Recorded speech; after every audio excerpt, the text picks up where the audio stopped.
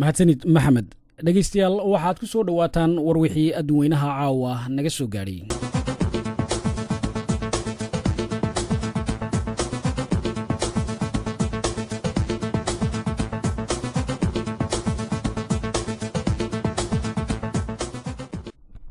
madaxweynihii hore ee maraykanka Bill Clinton ayaa maanta ka degay garoonka diyaaradaha ee Los Angeles isagoo ay weheliyaan laba dumar ah oo suxufiyiinta dalka Maraykanka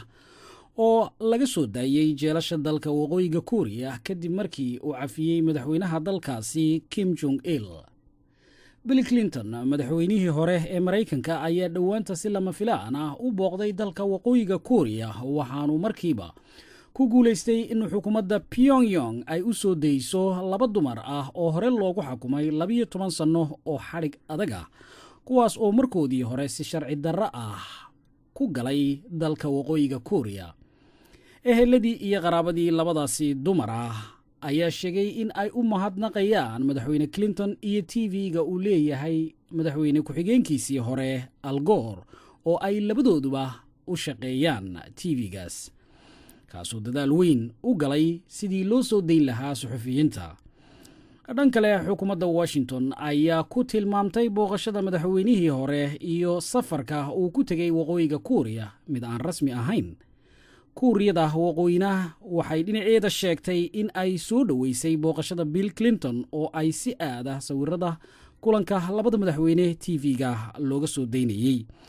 xogayaha arrimaha dibadda Maraykanka Hillary oo ah oridii Bill Clinton haatanna booqashooyin hawleed ku maraysa wadamada Afrika ayaa si aad ah u soo dhoweysay sii deynta suxufiyiinta iyo hawsha wanaagsan ee ninkeedu qabtay.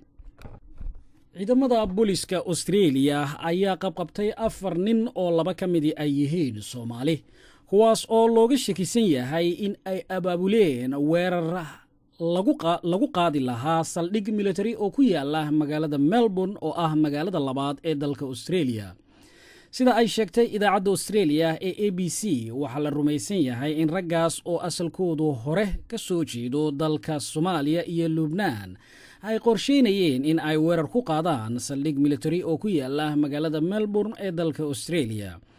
in ka badan 400 oo askari oo ka kala socda booliska dhexe ee Australia, gaar ahaan degmooyinka Victoria, booliska New South Wales iyo ururka ciidamada sirdoonka ee Australia ayaa waxay baaritaano ku sameeyeen 19 guri oo ku yaala degmooyin kala duwan oo ka tirsan dalkaasi Australia. saraakiisha booliska Australia ayaa sheegay in 4 nin ee la qabtay loo taxaabay jeelka oo aan ilaa iyo haatan maxkamad la soo taagin. hay-adda amniga iyo sirdoonka u qaabilsan Australia ayaa sheegtay in ragga la qabtay ay qorsheynayeen in ay weerar ku qaadaan saldhig ay leeyihiin ciidamada Australia oo ku yaala duleedka galbeed ee magaalada Melbourne si ay uga aargoostaan ciidamada Australia oo ay ku eedeynayaan in ay dagaal kula jiraan wadannada Islaamka. dalka Suudaan waxaa dib loo dhigay maxkamad la rabay in la soo taago haweeney lagu eedeeyey in ay meel kaga dhacday diinta Islaamka kadib markii ay suuqa martay iyadoo wadata surwaal. waxaanay dowladda Suudaan ku xukuntay 40 ulood ama jeedal gabadhaasi. 100 qof oo isugu yimi maxkamadda horteeda si ay u taageeraan Lubna Axmed Al-Xuseen oo ah haweeneyda surwaalka suuqa ku martay ayaa booliska dalka Suudaan sunta dadka ka ilmaysiisa oo ku kala dareeriyay dadkaas. xaakinka sare ee maxkamadda ayaa dib u dhigay dacwadda Lubna Axmed kadib markii ay soo baxday in ay xubin ka tahay xafiiska qaramada midoobay ee dalka Suudaan. bishii Julaay 3 ayaa magaalada Khartoum lagu qabtay Lubna Axmed Al-Xuseen iyadoo 12 dumar ah oo dhammaantood wata saraawiil, taas oo mamnuuc ka ah in ay dumarku qaataan dalka Suudaan. qaar ka mid ah haweenka jaaliyadda Soomaaliyeed ee ku dhaqan dalkan Holland siiba magaalada Den Haag ayaa dhowaanta kaalmo wax ku ool ah gaarsiiyey dadka guryahoodii ka barakacay ee degan inta u dhaxaysa Muqdisho iyo Afgooye. in ka badan 100 qoys oo ah dadka guryahoodii kaga barakacay dagaalada aan dhammaadka lahayn ee ka socda Muqdisho oo haatan ku sugan deegaanada u dhaxeeya Muqdisho iyo Afgooye ayaa la gaarsiiyey deeq lacageed. kaalmadan oo gaadhaysa $500 ayaa wakiil ay ka ahayd dumarka Holland ee magaalada Den Haag Faadumo Jaamac oo iyadu soo gaarsiisay deeqdaas Marwa Caasho Cashuur oo gacanteeda ku sii qaybisay kaamamka Al Khaliif iyo Qoryo Weyne ayaa ka mid ah goobihii la gaarsiiyey kaalmadan waxaana ku jira dad aad u jilicsan oo u baahan in wax la taro kaamamkaas oo inta badan ay degan yihiin dad badan oo danyar ah oo ay ka mid yihiin haween caruur agoon ah waayeel indhoolayaal iyo qaar kale oo ay hayaan cudurrada ay nafaqadarradu ka mid tahay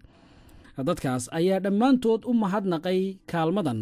dumarka ay walaalaha yihiin ee ku dhaqan magaalada Den Haag ay u soo direen haba yaraatee mas-uuliyiinta maamulka goboleedka Puntland ayaa shir aan caadi ahayn ka yeeshay dil maanta magaalada Gaalkacyo loogu geystay wasiirka warfaafinta Puntland Warsame Cabdi Shirwac oo lagu naanaysi jiray seefta bannaanka wasiir ku-xigeenka wasaaradda warfaafinta Puntland Cabdishakuur Mire Aadan oo u warramay laanta af Soomaaliga ee VOA-da ayaa sheegay in shirkan lagaga hadli doono arrimo ku saabsan ammaanka Puntland iyo weliba dilka loo geystay wasiirka warfaafinta Cabdishakuur Mire ayaa sheegay in dilka loo geystay Warsame Cabdi uu ahaa mid ugub ku ah Puntland wuxuuna caddeeyey in 11 sano ee uu jiray maamulka Puntland aanay dhicin in qof mas'uul hel wasiir gaarsiisan lagu joogto meel fagaara ah dilka wasiirka warfaafinta Puntland ayaa waxaa si kulul u cambaareeyay maamulka Puntland oo dilkaas ku tilmaamay mid bahalnimo ah oo waxaana sidoo kale si weyn uga xumaaday oo cambaareeyay dadka ku dhaqan Puntland warkii hoyga Soomaalida Holland oo aad si toos ah Amsterdam ugala socotaan caawa waa naga intaas raadiyo Dalmar iyo barnaamijyadiisina dhageystayaal halkoodii ayay inooga sii socon doonaan